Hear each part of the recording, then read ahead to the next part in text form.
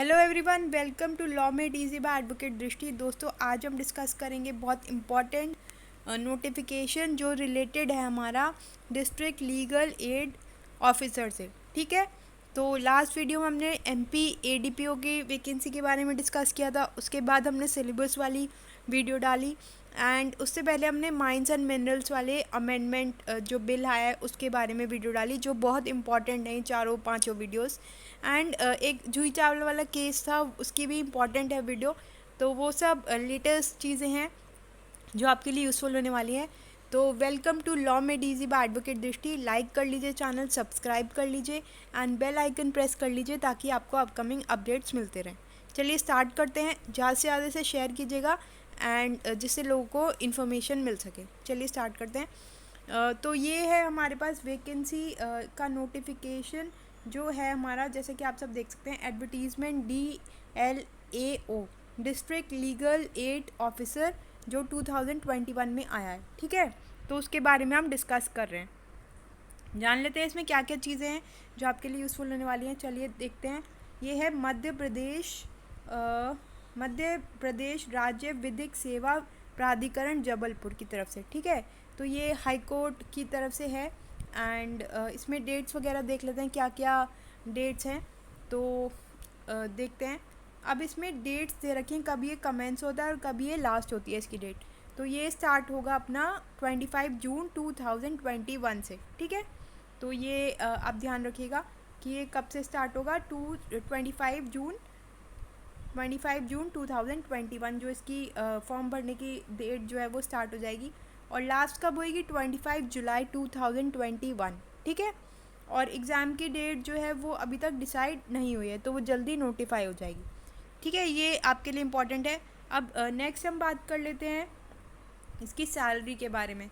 तो सैलरी इसमें रहेगी 56100 प्लस, और इसके अलावा मतलब इस ड्यूरेशन में रहेगी, इस पीरियड में रहेगी, स्लैब में रहेगी 177,500। तो बहुत अच्छा स्लैब है। और ये 7th पे कमीशन के अनुसार है। जैसे ADPO में 6 पे कमीशन था, तो यहाँ पे 7 पे कमीशन है। बहुत अच्छी चीज़ है ये। अब हम बात कर लेते हैं वैकेंसी के बारे में जो इम्पोर्टेंट है हमारे लिए, तो उसे समझना बहुत ज़रूरी है। तो वैकेंसी देखिएगा, यहाँ पर जनरल कैटेगरी का दे रखा है 7 सीट्स हैं टोटल, और उसमें विमेन की रिज़र्व्ड हैं हमारी 2 एंड बाकी OBC की हमारी 2 एंड SC की हैं 2 एंड ST की हमारी 3। विमेन की यहाँ पर 1 रिजर्व है। तो टोटल कहीं ना कहीं 14 पोस्ट हैं जनरल के लिए और 3 पोस्ट हैं हमारी किसके लिए? विमेन के लिए। ठीक है, तो ये हमारा इम्पॉर्टेंट चीज़ थी। बात कर लेते हैं नेक्स्ट चीज़ की, जो रहेगी हमारी फ़ीस का। अब ADPO की वीडियो बनाई तो बहुत लोगों ने ये ऑब्जेक्शन किया, या बहुत लोगों के मन में ये कन्फ्यूजन है कि आउटसाइडर्स इसे अप्लाई नहीं कर सकते, बहुत प्रॉब्लम आएगी। नहीं, ऐसा कुछ नहीं है। जब नोटिफिकेशन में लिखा है कि आउटसाइडर्स इसे अप्लाई कर सकते हैं तो कर सकते हैं, लेकिन उसके लिए कुछ फॉर्मेलिटीज़ हैं, वो हम नेक्स्ट वीडियो में बनाएंगे कि किस तरीके से आप अप्लाई कर सकते हैं MP ADPO के लिए। तो इसमें भी बताने की कोशिश करेंगे किस तरीके से आप अप्लाई करते हैं। तो यहाँ पे स्पेसिफिकली लिखा है, देख लीजिएगा, कि अगर आप आउटसाइडर हैं तो आउटसाइडर की फ़ीस जो है वो 200 रुपीज़ है, प्लस पोर्टल चार्जेस जो 722 है। तो ये कहीं ना कहीं 922.16 आपको देना पड़ेगा।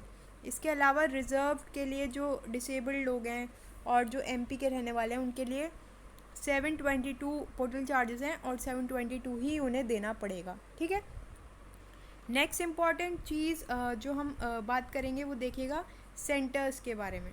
ठीक है, तो ये सब आप देख लीजिएगा। एंड जो इम्पॉर्टेंट चीज़ है, सेंटर्स कौन कौन से रहेंगे इसमें।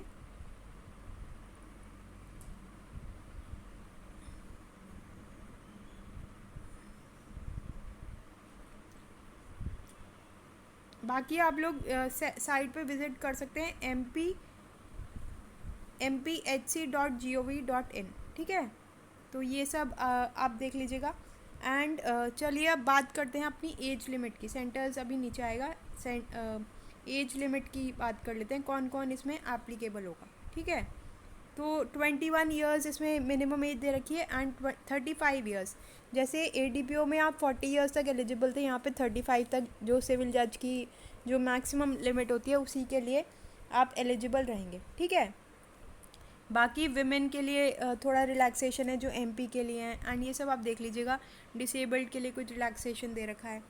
इसके बाद हम बात करेंगे अपनी एजुकेशनल क्वालिफ़िकेशन की, ठीक है। ये रहा सेंटर्स का, ठीक है। तो सेंटर्स से पहले अब हम एजुकेशनल क्वालिफ़िकेशन देख लेते हैं। तो एजुकेशनल क्वालिफ़िकेशन इसमें लिखा है कि अपना LLB ही होना चाहिए, ठीक है।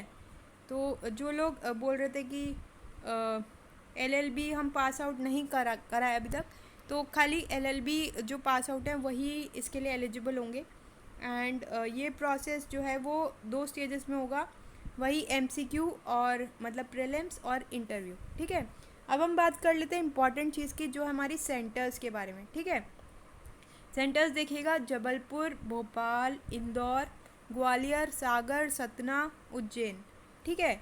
और बाकी जैसा भी इनमें से चॉइस होगी तो इस हिसाब से ले लिया जाएगा। प्रीलिम्स होगा 200 मार्क्स का, ठीक है। तो 200 मार्क्स का ये होगा। एंड चलिए जान लेते हैं अब इसका क्या प्रोसेस रहेगा, देखिएगा। हाँ जी, अब सिलेबस की बात करते हैं, ठीक है। तो लॉ में आएंगे हमारे 140 क्वेश्चंस, 200 क्वेश्चंस मैंने बताया था ना, तो 140 क्वेश्चंस हमारे लॉ के रहेंगे, जिसमें अगेन लॉ को डिवाइड किया गया है कॉन्स्टिट्यूशन ऑफ इंडिया, जिसमें स्पेसिफिकली टॉपिक डिस्कस किए हैं, और ये आएगा 10 मार्क्स का। CPC जो 10 मार्क्स का अगेन आएगा, एंड ये सारे इसके टॉपिक्स दे रखे हैं। इसके अलावा IPC जो हमारा अगेन 10 नंबर का आएगा, एंड ये सारे कुछ स्पेसिफिक टॉपिक दे रखे हैं। एंड इसके अलावा CRPC जो हमारा रहेगा वो 15 मार्क्स का रहेगा, ये ध्यान रखिएगा इसे। एंड इसके अलावा जो हम बात करेंगे वो देखिएगा,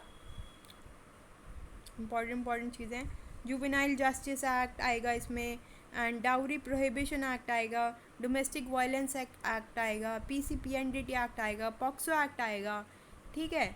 तो कहीं ना कहीं ये सब यूज़फुल होने वाला है। मोटर व्हीकल एक्ट आएगा, फैमिली कोड, हिंदू लॉ, मुस्लिम लॉ, आर्बिट्रेशन कंसिलेशन और ग्राम न्यायालय, क्योंकि ये सब लीगल एड में काम आते हैं। तो लीगल एड से जो भी रिलेटेड चीज़ें हैं वो सब इसमें आएंगी। Maintenance of parents and senior citizens, MP crime victim compensation scheme, legal service authority act, ये तो बहुत इंपॉर्टेंट है ना। तो ये सब है हमारा 17 सब्जेक्ट्स। और बाकी ये कुछ इसके अंदर रूल्स हैं वो सब आप देख लीजिएगा। तो 17 हमने देखा 17 सब्जेक्ट्स हैं लॉ के, ठीक है। टोटल 17 सब्जेक्ट्स हैं एंड 140 मार्क्स का है ये। पर क्वेश्चन 1 मार्क्स का है, ठीक है। तो 140 टोटल, 200 में से 140 हो गए हमारे लॉ के, और जो रिमेनिंग बचे वो 60। तो general studies and social science आएगा हमारा 30 क्वेश्चन 30 मार्क्स। एंड इसके अलावा इंग्लिश और कंप्यूटर्स में आएगा हमारा 30। तो इस तरीके से हो गए 140 प्लस 30 इज़ इक्वल टू 200, ठीक है।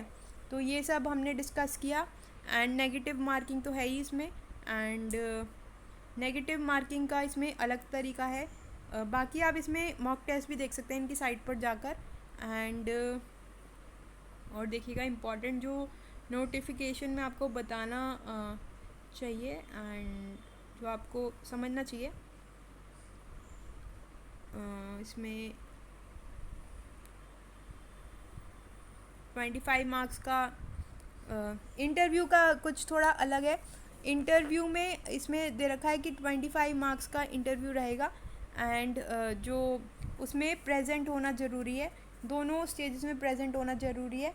एंड ये सब है, और अगर क्लैश होता है तो जो सीनियर होगा उसी को चांस दिया जाएगा, ठीक है, अगर टाई अप होता है। एंड बाकी तो ये सब दे ही रखा है। तो इन्फॉर्मेशन जो इम्पॉर्टेंट है वो सब यही है। एक चीज़ जो रह गई वो ये कि इसमें कितनी नेगेटिव मार्किंग है।